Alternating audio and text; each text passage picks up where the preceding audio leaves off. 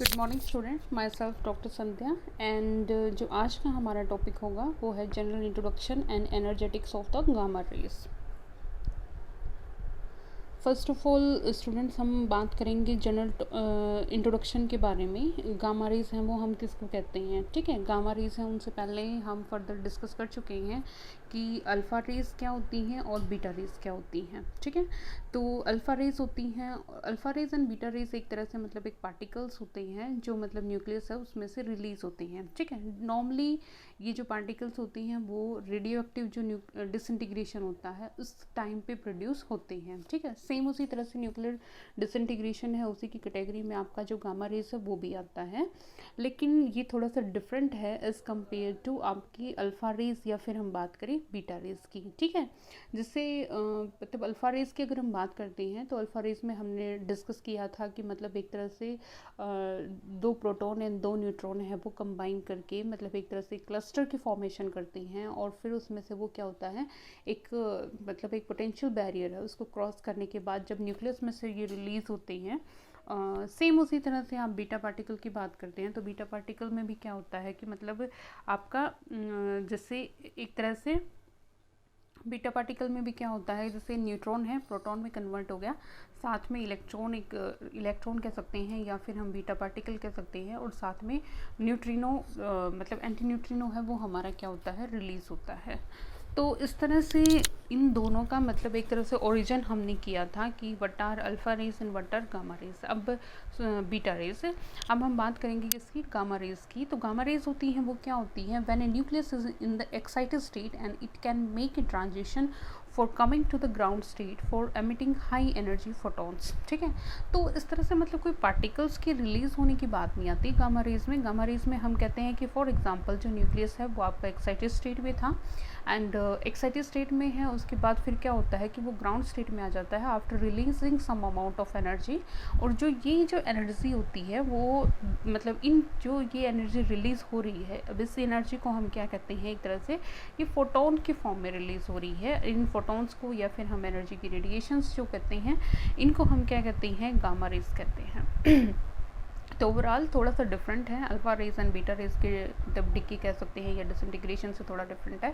बस इसमें जो मेन चीज़ है वो क्या है कि मतलब न्यूक्लियस है वो एक्साइटेड स्टेट में है और उसके बाद जब वो ग्राउंड स्टेट में आएगा तो ऑब्वियसली बात है कुछ ना कुछ एनर्जी है वो रिलीज़ करेगा, और जो एनर्जी रिलीज़ करता है उनको हम क्या कहते हैं, गामा रेज कहते हैं। उसके बाद हम थोड़ी बहुत जो मतलब एक जनरल जो कैरेक्टरिस्टिक्स होती हैं गामा रेज की उनकी बात करेंगे।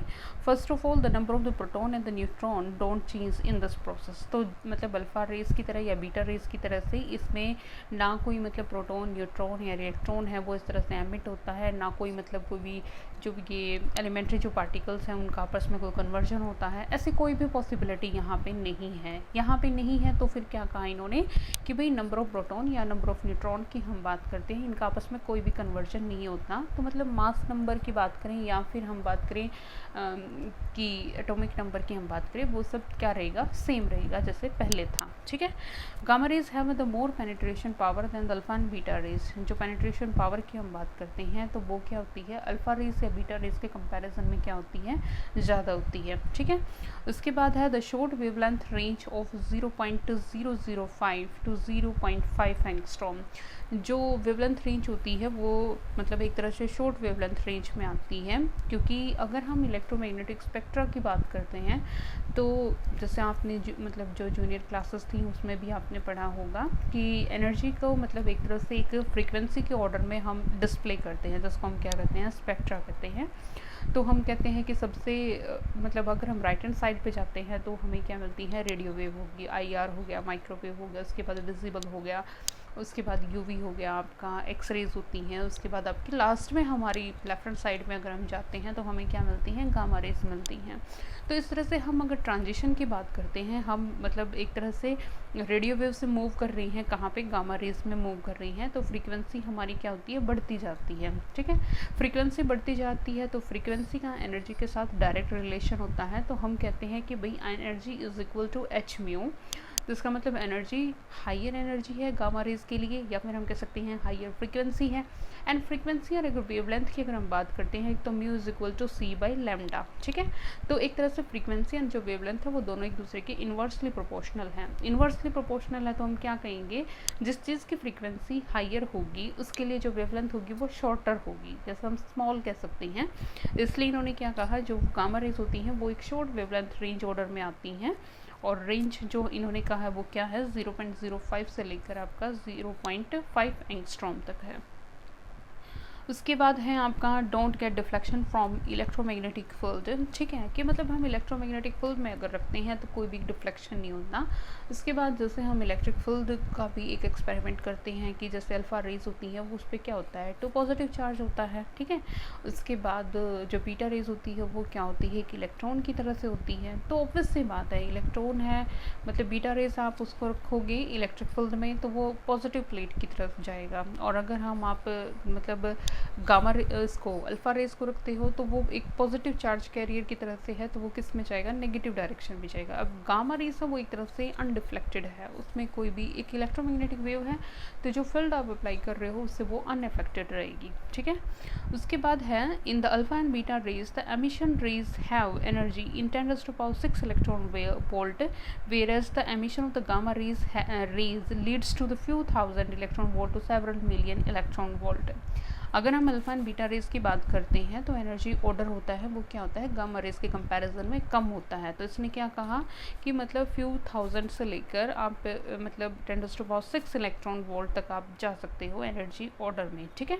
लेकिन अगर हम एमिशन ऑफ गामा रेज की बात करते हैं तो इन्होंने क्या कहा कि मतलब फ्यू थाउजेंड इलेक्ट्रॉन वोल्ट से सेवरल मिलियन इलेक्ट्रॉन वोल्ट तक जाता है। मतलब ओवरऑल एनर्जी जो होती है वो अल्फा एंड बीटा के कंपैरिजन में आपकी जो गामा रेज होती है उसकी ज़्यादा होती है, ठीक है। The gamma rays are the more energetic than the X rays. ये चीज़ हम इलेक्ट्रोमैग्नेटिक स्पेक्ट्रा की हम बात कर चुके हैं कि जो एनर्जी होती है वो आई थिंक जो जनरल हम एक्स रेज हो गया, यूवी रेज हो गया, विजिबल हो गया, आईआर हो गया, माइक्रोवेव हो गया एंड रेडियो वेव होता है, इन सब से ज़्यादा एनर्जी किसकी होती है, आपकी गामा रेज की होती है, ठीक है। उसके बाद है E is equal to h mu, ठीक है। आपका E है यहाँ पे एनर्जी है, H है प्लैंक्स कांस्टेंट है, म्यू है वो आपका फ्रीक्वेंसी है। अब म्यू को अगर आप चेंज करते हो तो mu is equal to c by lambda हो जाएगा। लैम्डा यहाँ पे क्या हो गया, वेवलेंथ। तो इन्होंने क्या कहा कि इस तरह से एक न्यूमेरिकल वैल्यू अगर हम फाइंड आउट करते हैं तो वो कितना हो जाएगा 12412.5 divided by lambda in angstrom and electron volt. तो एनर्जी है उसको हम क्या करते हैं, जूल स्टैंडर्ड यूनिट होती है वो हमारी क्या होती है, जूल होती है। लेकिन अगर हम जनरली हम न्यूक्लियर जब हम पढ़ते हैं तो उसमें हम इलेक्ट्रॉन वोल्ट सेमी कंडक्टर में भी आपने जैसे बैंड गैप का सुना होगा तो जनरली हम इलेक्ट्रॉन वोल्ट में मेज़र करते हैं। उसी तरह से जब हम न्यूक्लियस के बारे में स्टडी करते हैं, ठीक है, एटॉमिक मतलब क्या कहते हैं एनर्जी की बात करते हैं, बाइंडिंग एनर्जी की बात करते हैं, तो वो सारी की सारी एक तरह से हम मतलब इलेक्ट्रॉन वोल्ट या मेगा इलेक्ट्रॉन वोल्ट में मेज़र करते हैं, ठीक है। तो इस वजह से इन्होंने क्या किया कि मतलब जूल को कन्वर्ट कर लिया किसमें, इलेक्ट्रॉन वोल्ट में, ठीक है। तो इस तरह से एक न्यूमेरिकल वैल्यू है वो भी आप सॉल्व कर सकते हो कि फॉर एग्जांपल आपको वेवलेंथ दे दी जाती है इन एंगस्ट्रॉम, तो आप इस न्यूमेरिकल वैल्यू का यूज़ करके, ठीक है, आप डायरेक्ट वेवलेंथ पुट कर सकते हो और आपको एनर्जी मिल जाएगी in terms of electron volt, ठीक है। तो एक तरह से ये ओवरऑल इंट्रोडक्शन था कि मतलब एनर्जी किस तरह से होगी, किन रेज को हम गामा रेज बोलते हैं, ठीक है। उसके बाद वेवलेंथ है वो किस टाइप की होगी, इलेक्ट्रोमैग्नेटिक फील्ड का क्या रोल है, अल्फ़ा बीटा के कंपैरिजन में पेनिट्रेशन पावर की क्या बात होती है, और उसके बाद है energetics of the gamma raise. अगर हम एनर्जी की बात करते हैं तो वो हम किस तरह से एक्सप्लेन करेंगे। Rest mass of the excited nuclei is that is M naught star. जो स्टार हम यूज़ करते हैं हमेशा कोई भी जो एक्साइटेड स्टेट है उसको शो करने के लिए हम स्टार यूज़ करते हैं। तो रेस्ट मास है एक्साइटेड न्यूक्लियाई का वो क्या हो जाएगा, एम नॉट स्टार। एंड हमेशा जो नॉट यूज़ किया जाता है वो किसके लिए किया जाता है, रेस्ट मास के लिए किया जाता है। उसके बाद फिर आपका क्या हो जाएगा, rest mass of the ground state nucleus is am not, तो ग्राउंड स्टेट के लिए रेस्ट मास कितना हो जाएगा, दैट इज एम नॉट। उसके बाद according to the law of conservation of energy and momentum, अगर हम conservation of energy and momentum apply करते हैं तो एनर्जी की बात करें या मोमेंटम की, वो हमारे कोई भी न्यूक्लियर रिएक्शन है, जब वो अल्फा डिक्के, गामा डिक्के, कोई भी डिक्के है, प्रोसेस है, तो उसमें इनिशियल स्टेट में जैसा होना चाहिए वैसा ही हमारा क्या होना चाहिए, फाइनल स्टेट में होना चाहिए। तभी हम कहते हैं कि जो एनर्जी है या मोमेंटम वो चीज़ कंजर्व होगी। तो आप क्या लिखोगे, फॉर एग्जांपल एनर्जी कंजर्वेशन की बात कर रहे हो तो आप लिखोगे m naught star c square is equal to m naught c square plus E gamma plus T A. ठीक है, तो यहाँ पे क्या हो जाएगा, m naught star c square, ये हमें क्या दे देगा, जो एक्साइटेड स्टेट का जो न्यूक्लियाई था उसके कॉरस्पॉन्डिंग जो रेस्ट मास एनर्जी है वो कितनी है, is equal to m naught c square, ये आपका क्या हो जाएगी, रेस्ट मास एनर्जी ऑफ, अब वो न्यूक्लियस जो ग्राउंड स्टेट में आ चुका है आफ्टर डिकेइंग गामा रेस। ठीक है, तो गामा रेस के बाद वो ग्राउंड स्टेट में आ चुका है, तो अब सिंपल हम रेस्ट मास एनर्जी वो क्या लिखेंगे, एम नॉट सी स्केयर। उसके बाद फिर आपका क्या हो जाएगा, ई गामा। ई गामा क्या है, एनर्जी जो रिलीज हुई है गामा डिके में, ठीक है, गामा रेस की फॉर्म में। उसके बाद आपका टी ए। टी ए क्या है, kinetic energy of required nuclei. अब जो न्यूक्लियाई आपको मिला है उसकी काइनेटिक एनर्जी कितनी है। उसके बाद सेकंड जो इक्वेशन है वो मोमेंटम के कॉरस्पॉन्डिंग है, जिसमें आप क्या लिखोगे कि 0 is equal to p gamma plus p A. ठीक है, 0 क्यों लिखा है, क्योंकि आपका जो स्टार्टिंग में जो आपका ग्राउंड स्टेट है न्यूक्लियाई का, वो आपका क्या है कि मतलब स्टार्टिंग में वो एक्साइटेड फॉर्म में तो है लेकिन उसमें कोई भी मूवमेंट नहीं है, उसकी वेलोसिटी है वो 0 है। ठीक है, तो वेलोसिटी 0 है तो ऑब्वियस सी बात है मोमेंटम क्या होता है, एम वी होता है। ठीक है, तो मास तो चलो कुछ ना कुछ है उसका, लेकिन वेलोसिटी 0 है, तो आप क्या लिखोगे कि मतलब जो मोमेंटम है वो क्या हो गया आपका 0। उसके बाद आप आगे प्रोसीड करोगे कि अब जो फाइनल जो आपका न्यूक्लियाई है जो ग्राउंड स्टेट में है, लेकिन उसके पास तो कुछ ना कुछ काइनेटिक एनर्जी है, तो उसके पास कुछ ना कुछ मोमेंटम होगा। तो आपने क्या लिखा, p gamma plus p A, तो 0 is equal to p gamma plus p A. तो यहाँ से आप लिख सकते हो पी गामा क्या होगा, मोमेंटम है किसका, गामा रेज के कॉरस्पॉन्डिंग, एंड पी ए है वो क्या हो जाएगा, मोमेंटम ऑफ रिक्वायर्ड न्यूक्लियाई। ठीक है, अब जो आपका ग्राउंड स्टेट में जो न्यूक्लियाई है उसका मतलब एक तरह से मोमेंटम क्या होगा। ठीक है, उसके बाद फिर हम कहेंगे कि रिक्वायर्ड जो एनर्जी है that is T A is equal to, ये एक नॉन रिलेटिविस्टिक फॉर्मूला है वो हम यूज़ करेंगे। तो इसमें क्या होता है कि काइनेटिक एनर्जी होती है वो हमें क्या होती है, momentum square divided by 2m। ठीक है, तो काइनेटिक एनर्जी है वो कितनी हो जाएगी आपकी, P A square divided by 2m not. ठीक है, लेकिन इक्वेशन नंबर 2 है वहाँ से हम देख सकते हैं कि p A plus p gamma is equal to 0। इससे हम क्या निकाल सकते हैं कि p gamma and p A दोनों क्या हैं, इक्वल हैं, बट एक नेगेटिव साइन आएगा यहाँ पे। नेगेटिव साइन का मतलब क्या हुआ कि magnitude for both will be equal but direction will be opposite.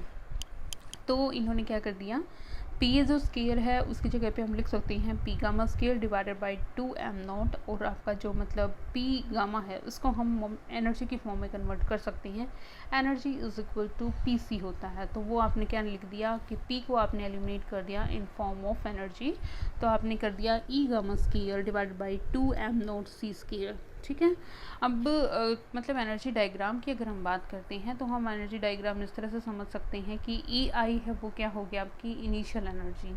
Initial energy किसकी वजह से थी कि मतलब rest mass energy of excited state of nucleus. ठीक है, उसके बाद ई एफ है वो आपकी क्या हो जाएगी, ग्राउंड स्टेट एनर्जी हो जाएगी। एक्साइटेड स्टेट एनर्जी होगी आपके पास, ग्राउंड स्टेट एनर्जी होगी, एंड इन दोनों का जो ट्रांजिशन है वो आपको क्या दे देगा, एक तरह से दोनों का एनर्जी डिफरेंस। ठीक है, अब ये अमाउंट ऑफ एनर्जी है वो रिलीज होगी आपकी in term of gamma rays. ये एनर्जी डायग्राम हो गया आपका। उसके बाद हम कहेंगे ये एनर्जी डायग्राम हो गया। फिर हम बात करेंगे the during the gamma emission the nucleus suffer A recoil and transmission energy is shared among the emitted photon and the recoiled nucleus. This is the reason the nucleus gamma rays resonance absorption is not normally observed, as there is a shift in gamma decay by E gamma square divided by 2m naught c square। जो gamma emission होता है उसमें जो भी energy release होती है या फिर हम कह सकते हैं ट्रांसमिटिंग जो एनर्जी होती है सॉरी ट्रांसमिटिंग एनर्जी होगी वो हमारी किस में, दो चीज़ों में शेयर होती है। एक तो जो एमिटेड फोटोन होगा और उसके बाद एक जो रिक्वायर्ड न्यूक्लियस होगा, ठीक है। लेकिन इसके केस में क्या है कि मतलब जो ये एक्स्ट्रा फैक्टर है दैट इज़ टी, ठीक है, तो ये इसकी वैल्यू क्या होती है, बहुत कम होती है, ठीक है। उसके बाद हम आगे स्टडी कर सकते हैं कि energy of the gamma raise is the energy difference between the to state. Energy की बात अगर हम करते हैं तो हम सिंपल इस चीज़ को इग्नोर कर देते हैं भाई, टी को अगर हम नहीं लेते कि जो रिक्वायर्ड न्यूक्लियस है उसकी एनर्जी बहुत कम होगी, ठीक है, बहुत कम होगी, तो आपकी ई गामा क्या होगा, difference between the two mass energy that is E I कह सकते हैं हम या ई एफ कह सकते हैं, उन दोनों का जो डिफरेंस होगा वो हमें गामा रेज की एनर्जी दे देगा, ठीक है। The energy of the gamma raise is the energy difference between the to state, ठीक है। दो स्टेट कौन सी है, इनिशियल स्टेट जो हमारी क्या है m naught star c square, and जो फाइनल स्टेट है वो हमारी क्या हो जाएगी एम नॉट सी स्क्वायर, ठीक है। The recoil energy is the resonance absorption effect and can not B neglected. जो मतलब आपकी जो रिक्वायल एनर्जी है वो हम, ऐसा भी हो सकता है कि हम उसको इग्नोर ना करें, भाई वो अमाउंट है वो कम है लेकिन वो कंसिडरेबल है, ठीक है। तो अगर हम उसको इंक्लूड करते हैं तो हम ई गामा के साथ हम क्या करेंगे, टी ए है उसको भी जोड़ देंगे, ठीक है, जो स्टार्टिंग में इक्वेशन एनर्जी ऑफ कंजर्वेशन में हमने स्टार्टिंग में लिया था। अब जो टी ए है वो हमने ऊपर जो इक्वेशन थी वो अपने मोमेंटम की हेल्प से फाइंड आउट किया था, वो आपका आ जाएगा E gamma square divided by 2 m naught c square, ठीक है। The last factor can not be zero. जो लास्ट फैक्टर है जो हमारा जो टी ए वाली वैल्यू है वो क्या है कि मतलब ज़ीरो नहीं हो सकता, but it can be zero for the lower energy gamma emission from the heavy nucleus. जो हैवी न्यूक्लियस होते हैं उनकी हेल्प से क्या हो सकता है कि मतलब ये वैल्यू टेंड्स टू ज़ीरो हो सकती है। जब गामा रेज जो रिलीज़ हो रही हैं उनकी एनर्जी बहुत कम है, तो उस केस में ये चीज़ क्या हो सकती है कि मतलब हमारे ज़ीरो नहीं होगी लेकिन टेंड्स टू ज़ीरो हो सकती है उस केस में। In this situation the emission is treated as the recoilless, ठीक है। तो मतलब एक तरह से उस टाइप की जो एमिशन है उसको हम रिक्वायरलेस की कैटेगरी में रख सकते हैं। The principle in principle of the recoilless emission of the gamma rays leads to resonance absorption and form the basis of Mossbauer spectroscopy, ठीक है। कि मतलब फर्दर जो हम मोसबार स्पेक्ट्रोस्कोपी यूज़ करते हैं उसमें हम एक तरह से इसको एज ए प्रिंसिपल यूज़ करते हैं। This was all about gamma rays. What are gamma rays, what is the main characteristics of the gamma rays, and after that energetics of gamma rays. Hope आप लोगों को सब कुछ पसंद आया होगा, and thanks for watching, and if you like this then subscribe my channel also. Thank you.